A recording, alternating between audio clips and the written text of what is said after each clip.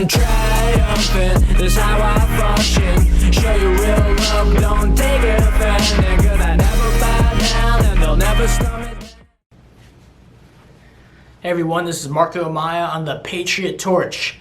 I wanted to share with you some important footage that the mainstream media doesn't want to show you, because Google's so rigged, they won't show you what's really going on. They'll just tell you how bad Trump is and how racist he is all day when you search for these political subjects.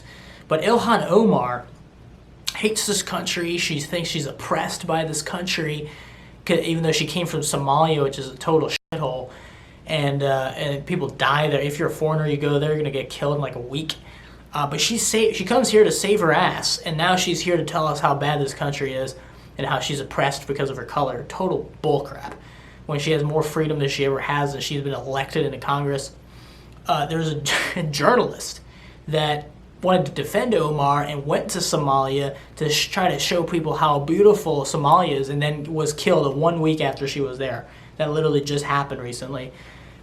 And Omar is caught on videos saying that she's saying Al-Qaeda with a smile on her face. Al-Qaeda, oh, ha ha ha ha, Al-Qaeda. And then when she talks about America, she's like, America, you know, you don't say it with the same passion. It's like, this lady is weird and crazy and just anti-American or something. But and so it was the thing that was interesting in the class was every time the professor said Al-Qaeda, he sort of like his shoulders went up, and you know, yeah, he's in command here. Al-Qaeda, you know, Hasbullah. He's an expert. Command here. Al-Qaeda, you know, Hasbullah. He's an expert. But you know, but it is that you don't say America with an intensity. You don't say England with an intensity. You know, you don't say the army with an intensity. Qaeda. But you say these names because you want that word to carry weight. That's really amazing that she says stuff like that. And then on top of that, but it's not really amazing if you really understand who she is. And then she's saying in another conference or something, a speech, she's like, oh, some people did something on 9/11 and blah, blah, blah. And it's like, well, some people did something. I mean, it's not a little thing. She's like downplaying the fact that thousands of people, innocent people, got killed over terrorism, or Islamic terrorism. So it's to me, it's like this lady is kind of whacked out of her mind here, but she doesn't want to condemn Al-Qaeda. She refuses to answer questions about, you know, or she doesn't respond and say, oh yeah, I denounce Al-Qaeda when she's questioned about it. Can you respond to some of the president's specific claims, most notably that you're a communist and that you're pro-Al-Qaeda? Now, when he made the comment, I know that every single Muslim who has lived in this country and across the world has heard that comment. And so I will not dignify it with an answer. So to me, I say raise hell, make people uncomfortable.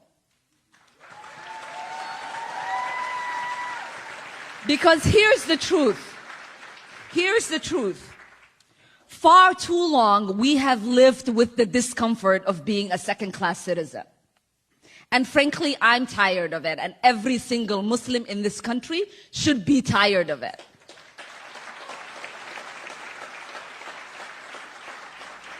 CARE was founded after 9/11 because they recognized that some people did something and that all of us were starting to lose access to our civil liberties.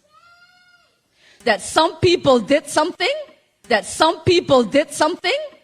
And then she also doesn't respond when a journalist asks her, do you condemn the Antifa terrorist attacks that just firebombed an ICE facility recently? Because she's clearly spreading these lies about, oh, concentration camps that Trump's running and it's terrible and we're treating these people so badly. It's like, no, we're taking care of these illegals and their children. We're giving them food 3 times a day and soccer fields and classes. And even Candace Owens came out and was like, oh, I went to one of these facilities and it's like better than most elementary schools, the way they take care of these illegals.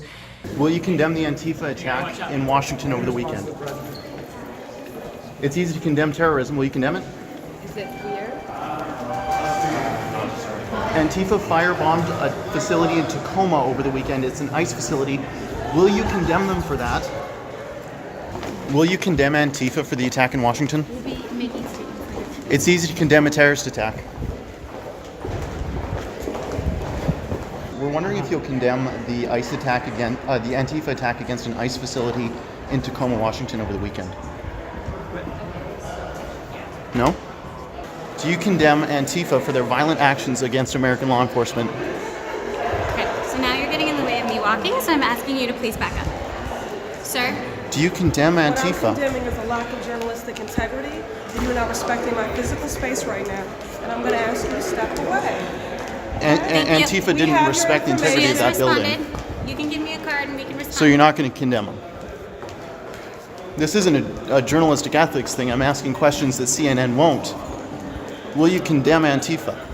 They're illegal. Obviously, we have to put them somewhere, but we're being nice because they had to get through the southern border, the most dangerous area in the Mexican side. You get raped and killed and all kinds of crazy stuff before you even get here. So these are basically survivors of that crazy, insane journey.